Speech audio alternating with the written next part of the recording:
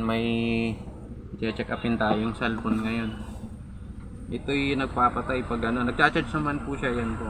Yung ma'am dito namamatay pag ano, okay, pag nakasak, maaaring yung battery din po, yung battery fuse din po ang sira nito. Wala pa, kulang pa yung charge niya. So antay pa tayo, no? Ma'am, nabasa ba po dati yung ano ninyo? Parang nabasa yung ano niya, cellphone ninyo dati. Simula nung ano yan kuya, pinalitan ng LCD. Ganyan siya. Eh, dapat hindi ganon. Kung bago yung LCD nyo, wala siyang ganyan. Kasi gabi yun, ano lang kasi kakilala yung naggawa.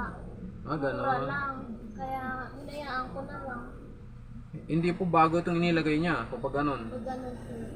Eh, Oo. isang lead, ano lang yata yung pinabayad sa akin, 800 lang. 800. Kasi may ano siya doon, oh. Bakas ng tubig. Kapag ganyan kasi, bakas ng tubig yan, nakita nyo, ah. Opo. Katunayan niya na nabasa. Parang nag-moist na po. Oo. Parang ano yan, ulap eh. Pag ano. Kasi ang sira nito, ano, maaaring battery fuse. At saka matagal ito, oh.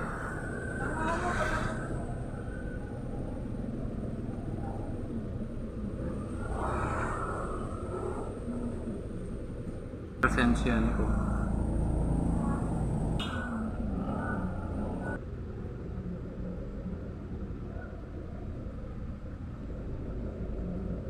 Ayan siya. Maayos siya. Pag tinanggal daw nung yung charging nito, namamatay. Yung charge niya. Ayan, namamatay nga siya. Kahit ano.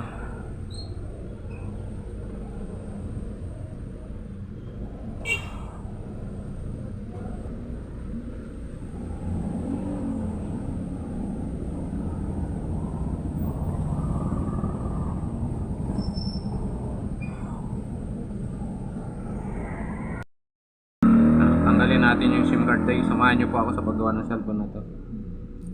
Namamatay-matay hindi siya, ano po. Buhay lang pag ano. So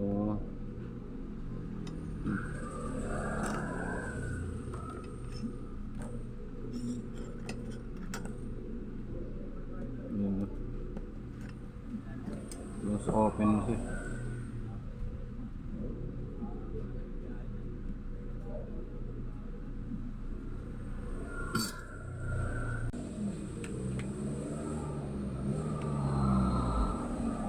Ayan. So, kapag gumagay ka ng cellphone, ano, kailangan matibay yung kuko.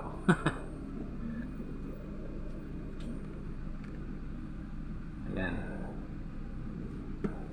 Sa pagbubukas ng cellphone na ito, ano po, ingatan nyo lagi po yung kanyang sensor.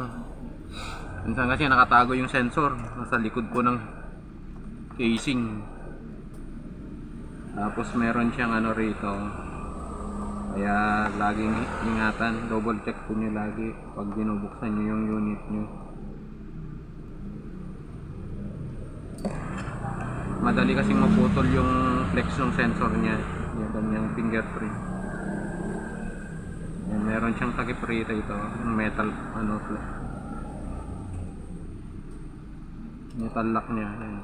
Tanggalin nyo, dismantle nyo siya bago ninyo buksan yung unit. So dahil sa ang sira nito ay hindi dito sa kanyang fuse, direct tayo dun sa battery. So tanggalin natin tong metal plate nya rito sa taas. Nakasakit kasi yung kanyang battery dyan sa may motherboard. Pati sa pagtatanggal dun sa battery, ingatan nyo rin po. Kasi yung kanyang power switch nakalabas dito sa may ano ng battery ito. Kapag hinila yung battery, may pagtanggal yan kapag hindi nyo iningatan yan, putol yan. Kaya lagi nyong ingatan pag tinatanggal yung battery. Titignan nyo yung mga madadamay ng mga pyesa.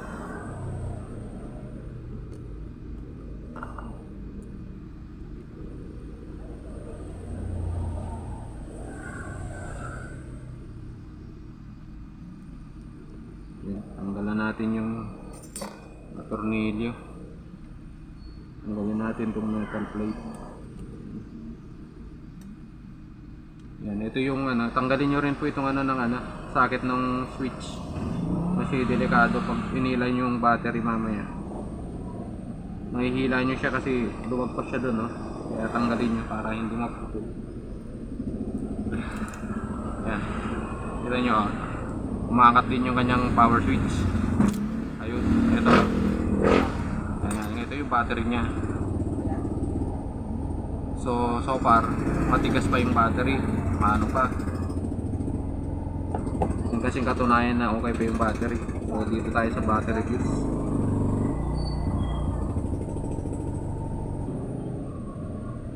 Nabalot kasi ito ng thermal tape kaya ano.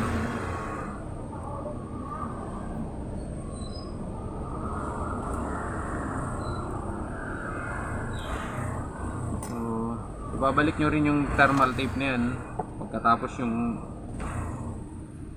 ayusin, pagkatapos natin ayusin ano to.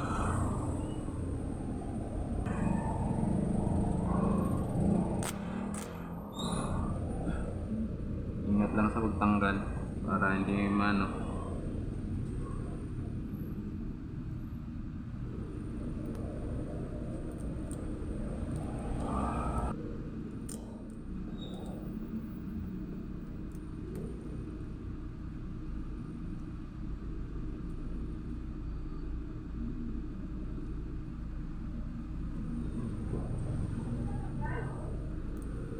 Ano, nakabalot talaga siya ng gusto.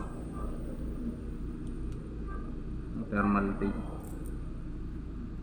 Baliktaran.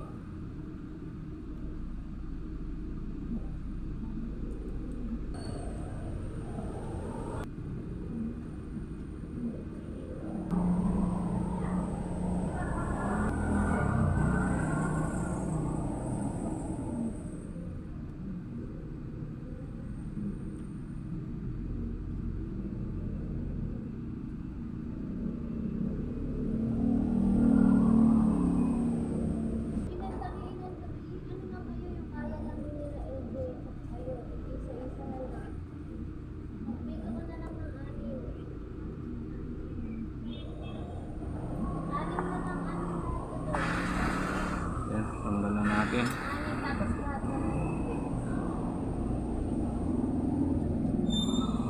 tanggalan natin ano.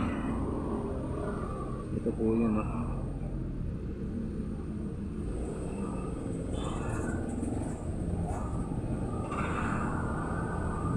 Yan, papalitan po natin yan. Gagawin natin ano, ibabypass natin yan.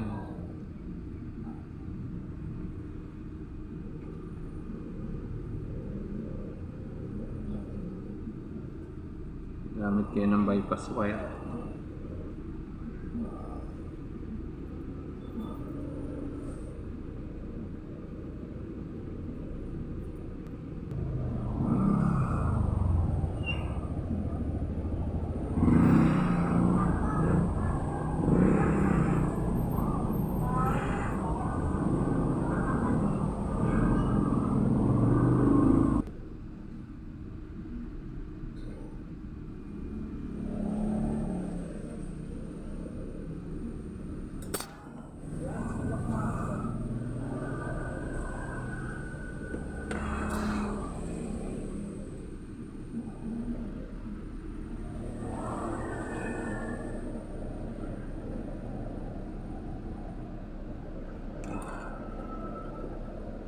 Para mag-sure nyo po na nakakabit po yung ano, testerin nyo po.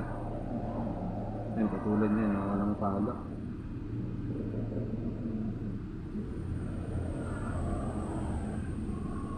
Sabihin, wala.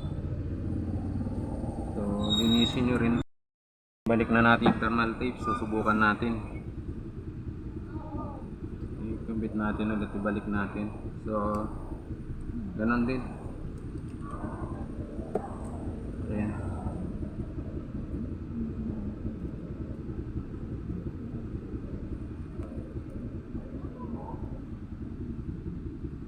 Kanina ano, may 7%, so i-charge natin ito. Nakita nyo, hindi na lang 7% yung laman nito. Kanina 7% lang. Power on natin. Ayan.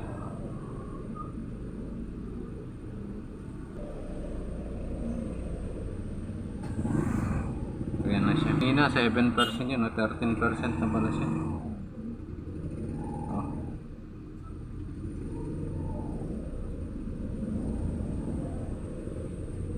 Ayan.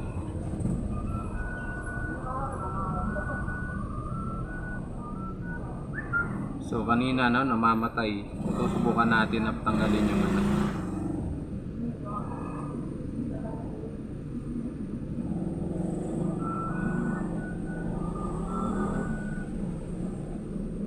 Yan, hindi na siya naka-charge. Kanina ano, seconds lang namamatay na. Try natin pa.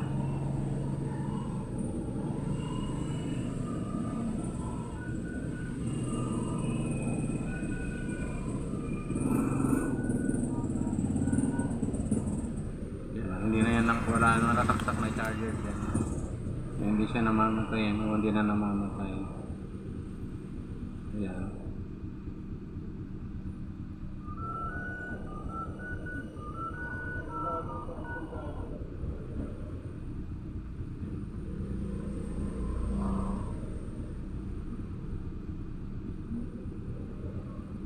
Kanina yun, namamatay siya.